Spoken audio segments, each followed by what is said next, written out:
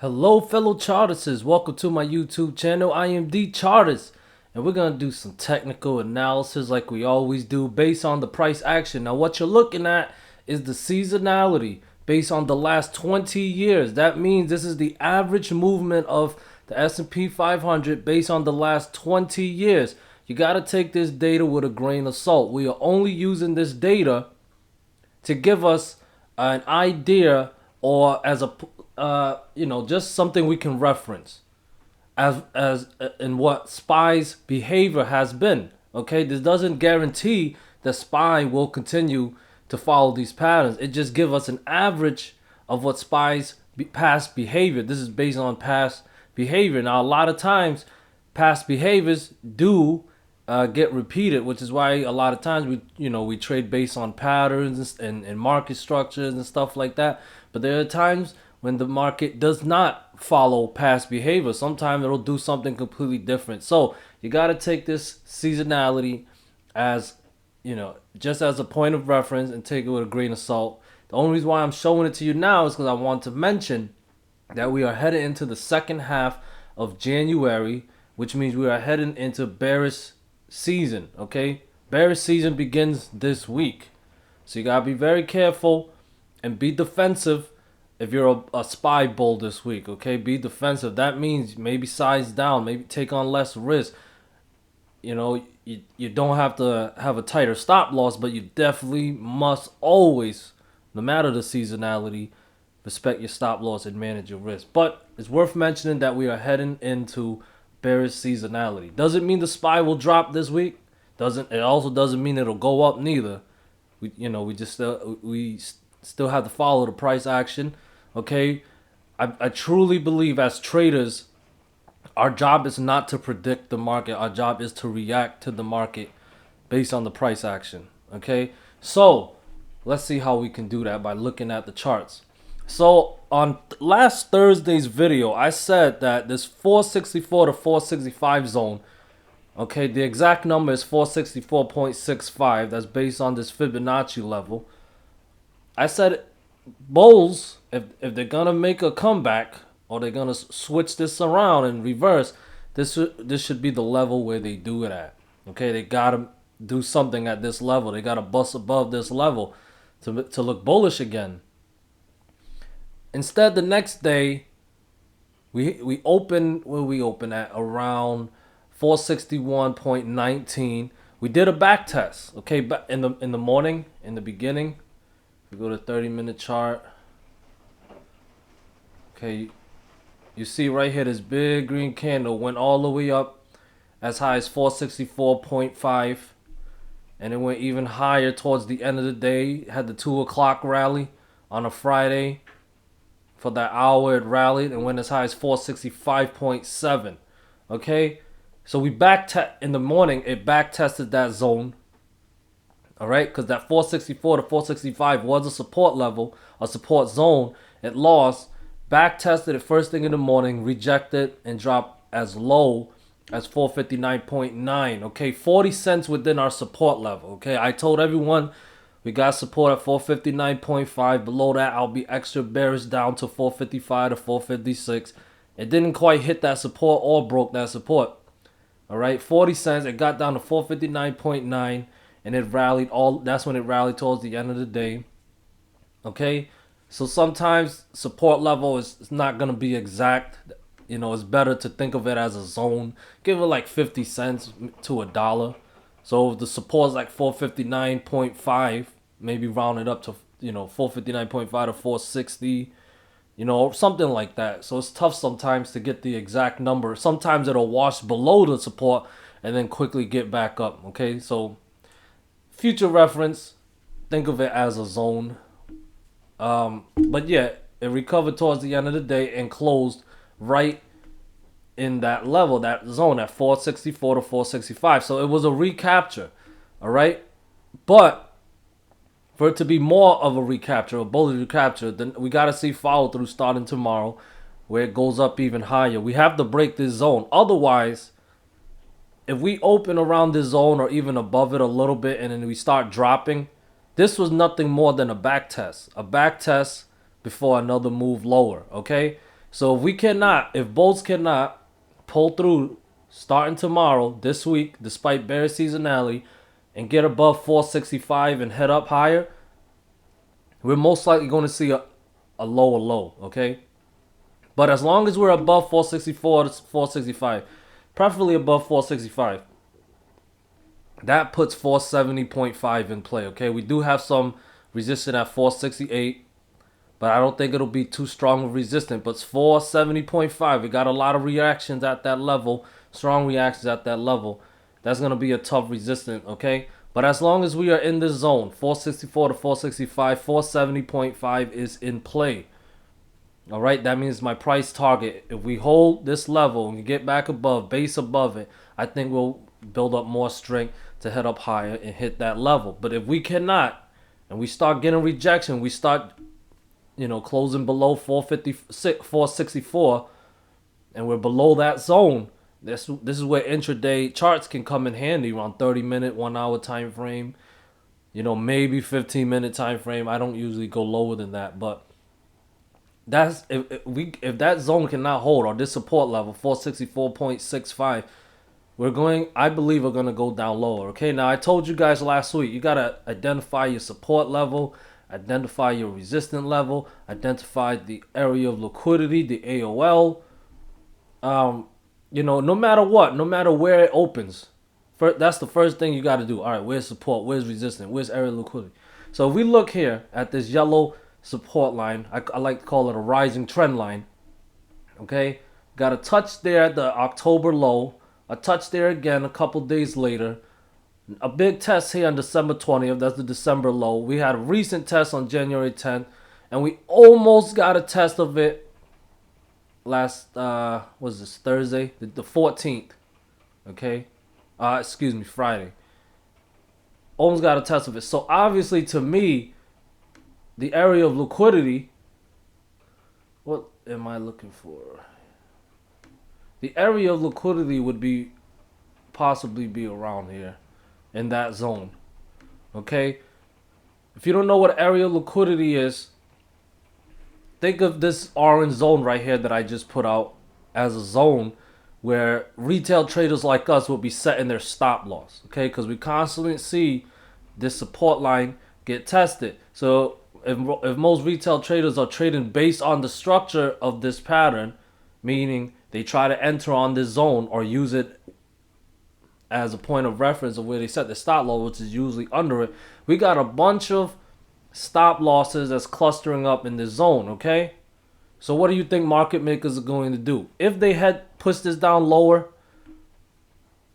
I don't think this 459.5 will hold. I think these stop losses will go get hunted. All right, which means we could go, this was a previous low back on the 10th, 456.3, but I think we could even go lower than that, 455, maybe all the way down to 450. That was another low back in December. That was the December low. Okay, maybe get a double bottom there, or the worst one will be the support level of this megaphone pattern, which is literally all the way down 437 to 436, okay?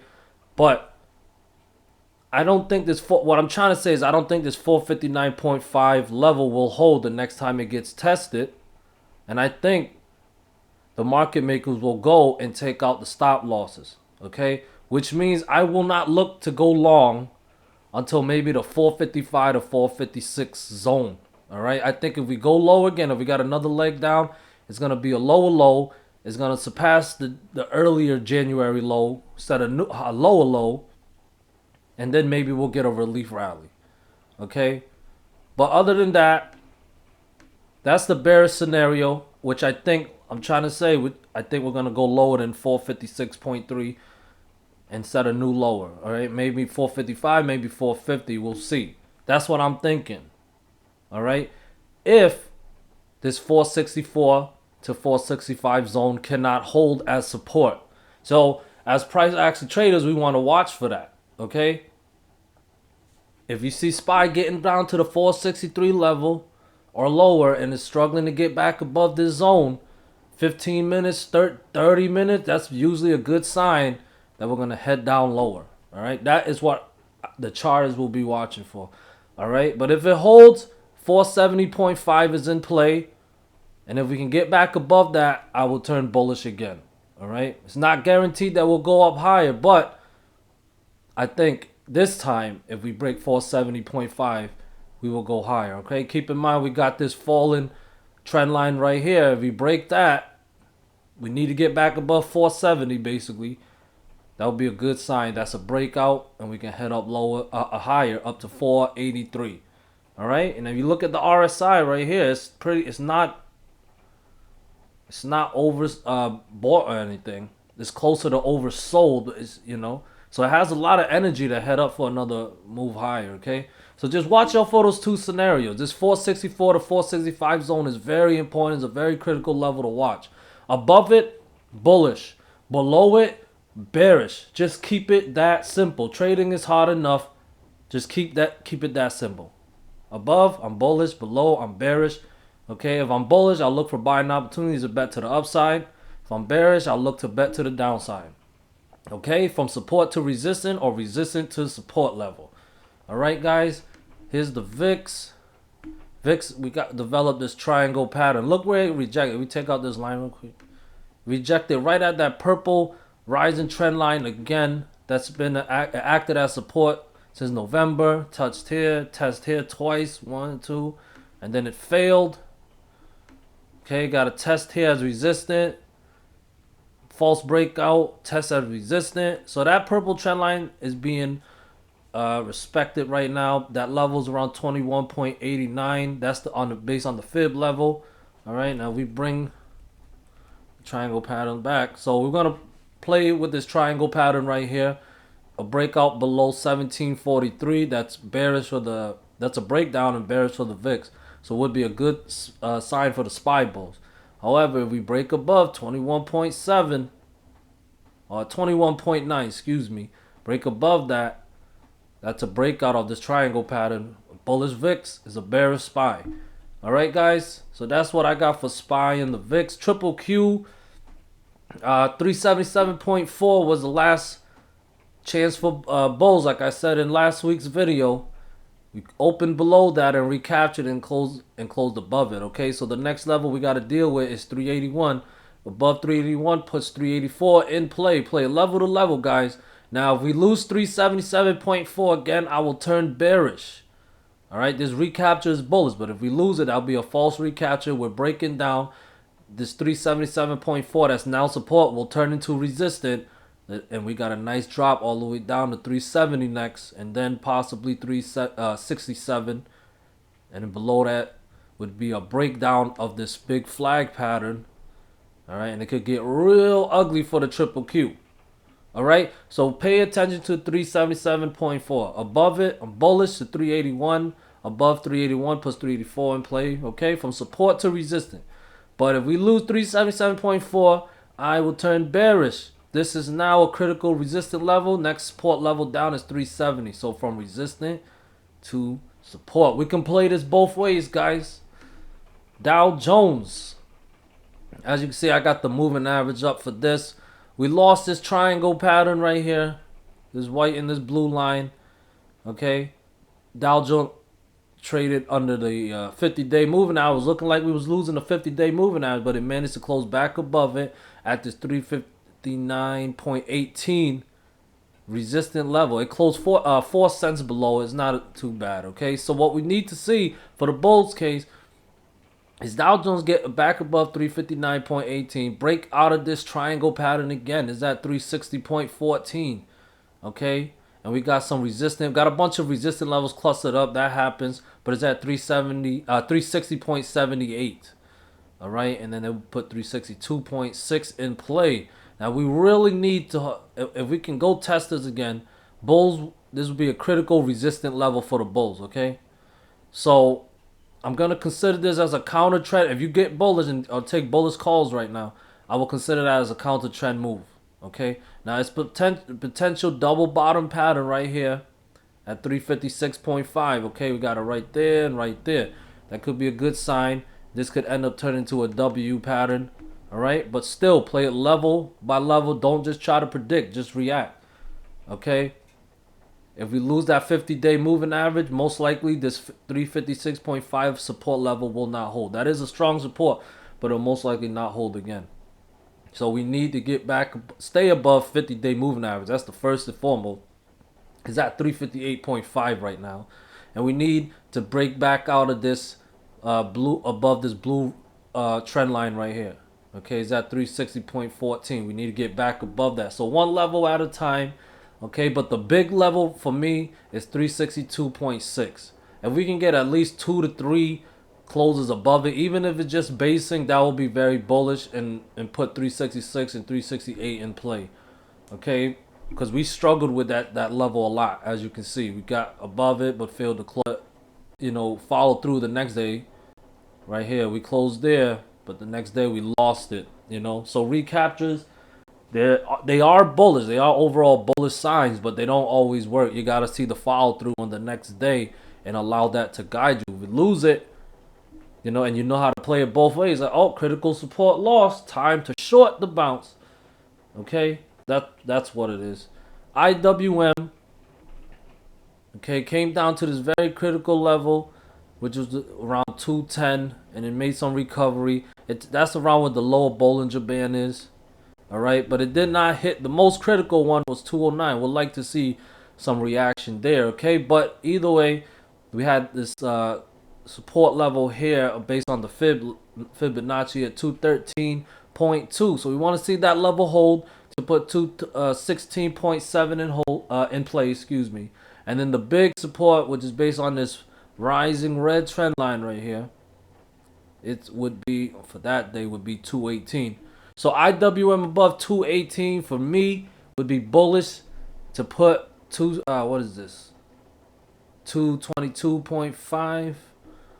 Yeah, this level right here, 222.6, excuse me, in play. All right. That's a good move to the upside from 216 to 222. And then above 222, we're going to test the neckline of this potential inverted head and shoulder. But, this hasn't actually hit the head. Yeah, the low of the head was 208.7. So, yeah, I think it's still kind of inverted head and shoulder. But at the end of the day, we need to see follow through. All right. It's just forming, but it don't mean it actually is. Okay. Now, to a very bearish scenario, if you lose 209. Okay. Because 209, we had a lot of demands there where a lot of buyers stepped in, especially back here in July. You see what happened. And then back here in December, you see what happened. All right. Hit that level. And the buyers stepped in. So we touch that level again. Will the buyers step in? If they don't step in, that's a very, very bearish sign. Okay, remember when I refer to the buyers, I'm not talking about retail traders like us. I'm talking about the money makers, the guys with the big monies that are moving the market. That's what I'm referring to. So that's IWM. We're not covering Bitcoin. Not looking promising just yet. We're gonna cover Tesla. All right, as you can see when I'm zoomed out, you see this inverted head and shoulder. The head, left shoulder. Now what's going on with this right shoulder? Let's take a look. Okay. Now it came down on the 13th of January. It tested that 1023 critical support level. I've been mentioning to you guys multiple times about that level. Next day, it opened below it, but recaptured. Very bullish. It's looking good, okay? So that 1023 level, very critical. That puts this level back in play at 1065. If we get back above 1065, I am confident we will go test this neckline right here. Is that a neckline? Yeah, that's a neckline. There's the head, there's the shoulders, this is the neckline. Now, I will be bullish if we break that neckline. That neckline is at 1116. Okay, because remember, head and shoulder pattern is bearish. But if we can break that neckline back to the upside, that will cancel this pattern out. Okay, this bearish pattern. That's your sign right there. Oh, time to get bullish. All right. 1168 would be in play. Then 1203. Then 1244. That's the all-time high. I think with this leg here, if we can get bullish again, that is, I think we can go to a new all-time high for Tesla. But remember, I'm not bullish until 1116 is broken. Okay.